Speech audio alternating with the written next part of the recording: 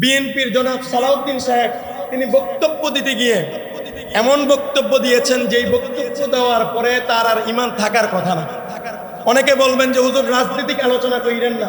আমি সব সময় বলি যে রাজনৈতিক নেতারা যদি রাজনৈতিক মিম্বরে বসে কোরআনের বিরুদ্ধে কথা বলে, আমাদের ঈমানি দায়িত্ব আপনাদেরকে সেই ব্যাপারে তাদের মুখোশ খুলে দেওয়া। কথা বলেন ঠিক কিনা? সে কি বলছেন?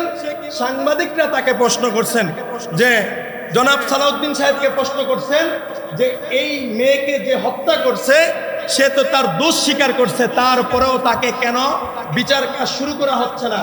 সে বলেছে যে তার ডিএনএ টেস্ট করতে হবে, তারপরে বিচার কাজ করতে হবে। আচ্ছা বলেন, আমি যখন দোষ স্বীকার করছি এখানে ডিএনএ টেস্ট করার সময় নষ্ট করার কোনো প্রয়োজন আছে? এক নাম্বার। দুই নাম্বার, তিনি উপহাস করে বলেছেন যে আমরা মধ্যযুগীয় নাই, আমরা মডার্ন যুগে আছি। মধ্যযুগীয় মানে ইসলামের যে বিধান, ইসলামের বিধান কি? কোনো ব্যক্তি যখন প্রকাশ্যভাবে জিনা করছে এটা প্রমাণিত হয়, বিবাহের পরে কোনো ব্যক্তি যদি কারোর সাথে জিনা করে তাকে প্রকাশ্যভাবে পাথর মেরে হত্যা করতে হবে, এটা হলো শরীয়তের বিধান। কথা বলেন ঠিক কিনা? আজকে যদি বাইতুল মুকাররমের সামনে একটা কুলাঙ্গারকে দাঁড় করিয়ে ফাঁসির কাস্তে ঝুলানো হতো, বাংলাদেশের সমস্ত জিনা ব্যভিচার বন্ধ হয়ে যেত। কথা বলেন ঠিক কিনা? কিন্তু কি হইল? তিনি বক্তব্য দিলেন আমরা মডার্ন যুগে আছি। তার মানে নবী আলাইহিস সালাতু ওয়াস সালাম কোরআন এবং হাদিস দিয়ে যেই বিধান প্রতিষ্ঠা করছেন সেই মধ্যযুগীয় ইসলামের বিধানকে তিনি উপহাস করছেন কি করেন নাই? কথা বলেন, করছেন কি করেন নাই? করছেন। যদি আপনি রসুলের মধ্যযুগীয় সেই ইসলামের বিধান, আচ্ছা বলেন, ইসলাম কি শুধু মধ্যযুগের জন্য না সকল যুগের জন্য? ইসলাম কি শুধু মধ্যযুগের জন্য না কিয়ামত পর্যন্ত? ইসলামের বিধান কি শুধু মধ্যযুগের না সকল যুগের জন্য? তাহলে ইসলামের বিধান পালন করতে পারেন না। আমরা তো 53 বছরে দেখছি যে আপনারা আওয়ামী লীগ বলেন, বিএনপি বলেন, জাতীয় পার্টি বলেন, যেই দলই বলেন, এই মানব রচিত তন্ত্রমন্ত্র আর ইংরেজদের দেখানো বিচার ব্যবস্থা দিয়ে এদেশে একটাও দর্শনের বিচার হয়েছে? আজকে বাংলাদেশে দেখেন 1.5 লক্ষের উপরে শুধু দর্শনের কেস ফাইন্ডিং করে আছে, বিচার হয় না। ঘুরে মামলা নিয়ে বাণিজ্য হচ্ছে। অথচ আপনারা আল্লাহর কোরআনের বিধানের কথা বললে আমরা দেখেছি আগের সরকারও কোরআনের বিরুদ্ধে বলে, নতুন সরকারও একই পথে হাঁটে। মিডিয়া যেহেতু আছে এই জন্য আমি কথাগুলো বললাম, আমার কথা সারা দেশে যাবে। আমি শুধু বলবো এটা আমাদের ঈমানি দায়িত্ব। কালকে আমাদের জনাব তারেক রহমান সাহেব তিনি তার বাবার কাছে গিয়েছেন, সান্ত্বনা দিয়েছেন, আমাদের ভালো লাগছে। প্রধানমন্ত্রী তো এমনই হওয়া দরকার যিনি নাকি মানুষের দুঃখে সুখে তার পাশে গিয়ে সঙ্গে সঙ্গে দাঁড়াবে। কথা বলেন ঠিক কিনা?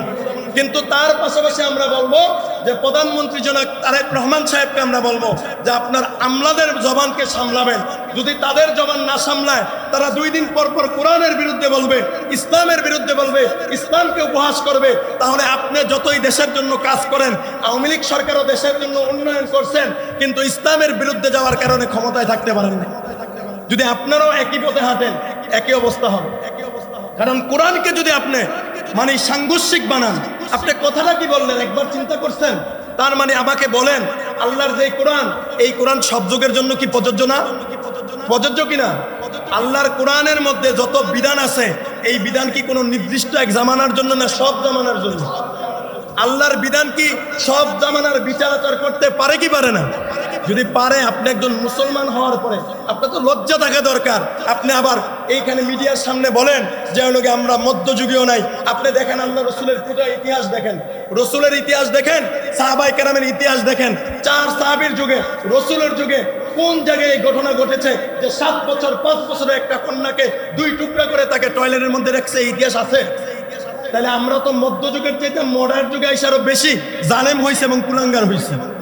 তাহলে আমাদের কি এই মডার্ন যুগের নামে আজকে একটা মানুষ সে দোষী সাব্যস্ত হওয়ার পরেও তার বিচার হয় না? যদি তাকে যখন তার এরকম ভাবে তার অন্যায় সাব্যস্ত হয়েছে, তাকে বাইতুল মুকাররমে তার হত্যার ব্যবস্থা করতেন, সারা বাংলাদেশের সমস্ত লুচ্ছা এবং লম্পটরা সোজা হয়ে যেত। কথা বলেন ঠিক কিনা? এই জন্য আমি আপনাদেরকে পায়ে ধরে বলবো, যারা দল করেন, যেই দল কোরআন এবং হাদিসের বিরুদ্ধে বলে, ইসলামের বিরুদ্ধে বলে, হয়তো আপনারা যেহেতু নেতাদের সাথে চলেন, নেতাদের মাধ্যমে পারলে আমাদেরকে নেন, আমাদের মুরব্বীরা আছে, নিয়ে যান। হয়তো তারা বুঝে না, আমরা কোরআন হাদিস দিয়ে তাদেরকে বুঝিয়ে দিব যে স্যার এটা এইভাবে না, ওইটা এইভাবে বলেন, এটা কোরআনের বিরুদ্ধে যে আপনার বক্তব্য, আমরা বুঝিয়ে দিব। নয়তো আপনারা বুঝান, কিন্তু যদি তারা একের পর এক কোরআনের বিরুদ্ধে বাবা বলে, আপনি হয়তো আমার সাথে রাগ করবেন, কিন্তু তার তো একদিন মরতে হবে, আপনার তো একদিন মরতে হবে।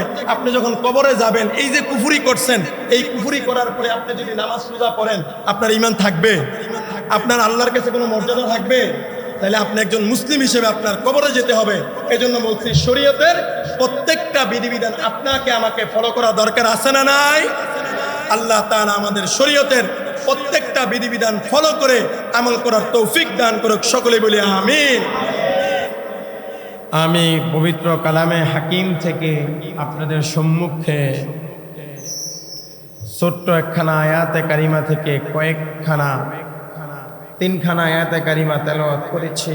আল্লাহ তাআলা উক্ত আয়াতের উপরে সংক্ষিপ্ত আলোকপাত করার তৌফিক দান করুক। সকলেই বলি আমিন। মুআজ্জাজ মুকাররম হযরত মুসল্লিয়ানে কেরাম, আল্লাহ তাআলা আমাদেরকে মুসলমান বানিয়েছেন, এটা আমাদের জন্য বড় ইহসান এবং ফজল এবং করম। আল্লাহ প্রথমে মানুষ বানাইছেন। একজন কবি তার ভাষায় বলেন, আদমিয়ত জব মুসলমান কর দেই, আদমিয়ত জব মুসলমান কর দেই, আয় খোদা কুরবা শওম ইহসা বর ইহসা কর দেই। যে আল্লাহ তাআলা আপনার উপর, আমার উপর কেমন দয়া করেছেন। আল্লাহ তাআলা আপনাকে আমাকে প্রথম মানুষ বানাইছেন। আল্লাহ তাআলা আপনাকে আমাকে কুত্তা শিয়াল শুয়োর বানাইলে পারত কি পারত না? আল্লাহ তাআলা আপনাকে আমাকে দুনিয়ার অন্যান্য আসবাব বস্তু গাছপালা ইত্যাদি বানাইতে পারত, কিন্তু আল্লাহ তাআলা সেটা করেন নাই। আল্লাহ তাআলা আপনাকে আমাকে সর্বপ্রথম মানুষ বানাইছেন। মানুষ বানানোর পরে আল্লাহ তাআলা আপনাকে আমাকে রব্বুল আলামিন মুসলমান বানাইছেন। এই যে নিয়ামত আল্লাহ তাআলা আপনাকে আমাকে দিছেন, এই জন্য সকলে আরেকবার শুকরিয়া আদায় করি আলহামদুলিল্লাহ। মুআজ্জাজ মুকাররম হযরতে মুসল্লিয়ানে কেরাম, যেহেতু আমরা মুসলমান হয়েছি, আমাদের মুসলমান হওয়ার কারণে আমাদের কিছু বাধ্যবাধকতা আছে, কিছু নীতিমালা আছে।